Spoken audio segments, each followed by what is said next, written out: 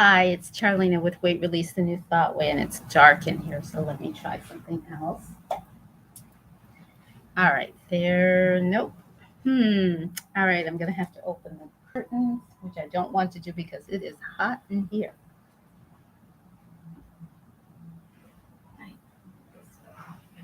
All right, so I think that'll work. Let's see.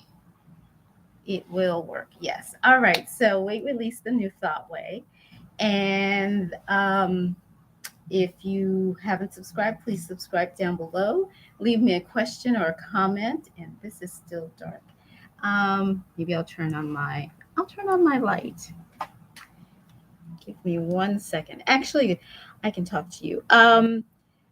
You know, I wrote out my notes for today, and then I decided that I would go from the back and work my way forward because it actually makes more sense to me to do it that way today. So let me just turn on this light. Hopefully, this will work. Here, why not? There, yeah, maybe. All right, tomorrow I will use my ring light. All right, so the today we're doing prayer and faith, but prayer and faith are not just the only two things that come into play in terms of weight release and prayer. And my fan is now askew. So, all right. So it's a hot day today. So I just wanted to give you a couple of definitions in terms of the things that will come into play in terms of releasing weight with prayer and faith, which is the power word for prayer for the week of prayer, and also the definitions of all of the ones that come into play, which are prayer, faith, belief, and awareness. So technically, let me see. Where did I get this from? I don't remember. But anyway, prayer is creative thinking that heightens the connection with our God mind. And we are expressions of God, obviously. And um, we are, since we are expressions of God, we are also co creating or creating with God, who is within each of us, and we create our own experience. So if you thought that God was up in the heavens saying, all right, Charlena, you get this, and you're fat from the time that you're 10 to um, 26, and you'll release weight. That's not the case. We are in control. So when we go to when we make an appointment, as Charles Fillmore had decided to do, who's the co-founder of the Unity movement, who was he lived in the late 1800s, and who actually authored the 12 Powers of Man, and I'm using seven of the 12 powers. Um, he said that in order to reconnect with God, we have to make an appointment with God and bring God back into our lives. After all of I talked about life being you being bombasted with what's going on in the world, and that sometimes you take on, well, not sometimes, most of the times you take on what's been hitting you in the face and getting into your mind, and so to reconnect, I do, as I told you yesterday, I do a whole grounding ceremony for the morning and then for the evening with essential oils and prayer. And so, and then I have other things that I do, but to truly connect through prayer is to make an appointment with God. Uh, so prayer, if done rightly, is aligning ourselves in into our God mind. And if we do it wrongly or incorrectly, we are aligning ourselves with our will. Faith, as Thomas More said, is a gift of spirit that allows the soul to remain attached to its unfolding. So we're always unfolding. We are always in the process of unfolding. And this reminds us that we're remembering our personal truths. And it's what carries us through the dark night of the soul. So faith, when you're in the dark night of the soul, everything is dark, you don't know what's going on. And you can either give in to the darkness, or you can look for and see the small light in the distance that will get you through the darkness. In class, I'll tell you about something that happened to me shortly after I moved to New York. My dark hour of the soul, my dark night of the soul, but not here. So it carries you through, and faith can be reigniting from a person, a thing, or a situation. And if it's a person or an activity, then it centers you back to your source, to God.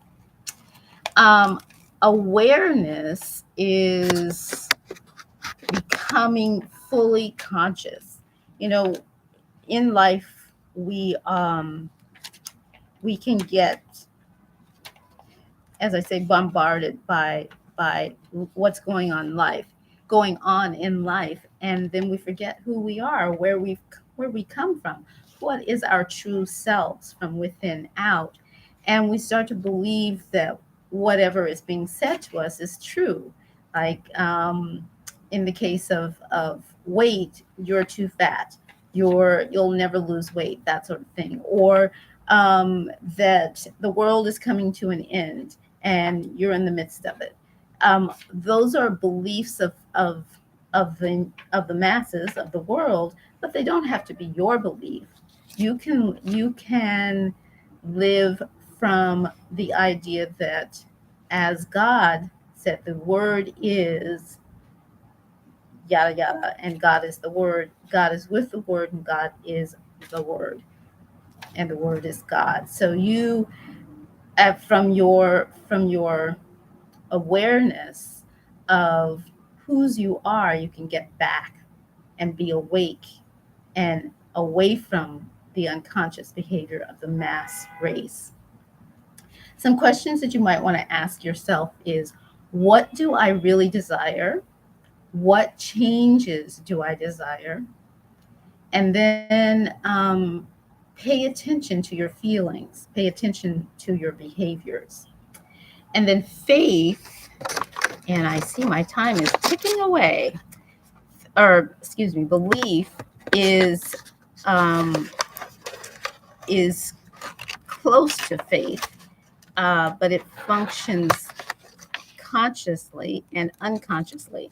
And remember, I said conscious is male, and so it impresses what it's getting from your mind onto your subconscious, which is female, and the subconscious mind expresses out. So in consciousness, we might forget who we are connecting to, that we're connecting to God within. And we might, again, connect to things on outside of ourselves. And then we begin to feel closed off and lonely and downtrodden. And as long as we are aware of these feelings, we can get back to center and remember who we are, and that God is always within us. So feeling this internal guidance of understanding and wisdom helps us to know what can be achieved. And also, there's someone I wanted to quote here. Oh, from the Metaphysical Bible, belief is a state or habit in mind which trusts or has confidence is placed in some person or thing. So and this is from Roy Baumeister. He's a social psychologist. And he has said that life has purpose. These are three of the four things that he believed. Life has purpose, a in terms of belief. You're able to meet your challenges, and you are worthy. Now, I wanted to share. I don't think I really have time to do this, but I wanted to share. Yes, I do. I'm going to just share this. This is the. I want to get it right because I haven't said it in a long time. But this is a prayer that Hannah Moore Kohouse wrote for um, for the children's magazine We Wisdom magazine, which I loved as a child. And this was my third prayer after the Lord's Prayer and Psalm 23. I knew this prayer backwards and forwards as a child. And the magazine was published for over um, just less than 100 years. And even though I aged out of We Wisdom, I held on until it expired. I think it expired somewhere in the mid 90s. I'm not sure, or maybe the mid 80s. Not really sure when it was. Anyway, this is a prayer that I loved saying when I was a child. God is my help in every need. God does my every hunger feed. God walks beside me, guides my way through every moment of the day. I now am wise, I now am true, patient, kind, and loving too. All things I am, can be, do, and be through Christ, the truth that is in me. God is my health, I can't be sick. God is my strength, unfailing, quick. God is my all, I know no fear, since God and love and truth are here.